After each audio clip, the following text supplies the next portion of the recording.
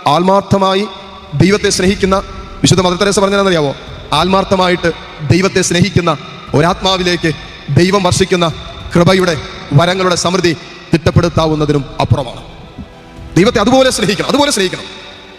ചുമ്മാ വാക്കിലുള്ള സ്നേഹമല്ല, ചുമ്മാ ഏതെങ്കിലും പ്രവർത്തികളിൽ മാത്രമുള്ള സ്നേഹമല്ല.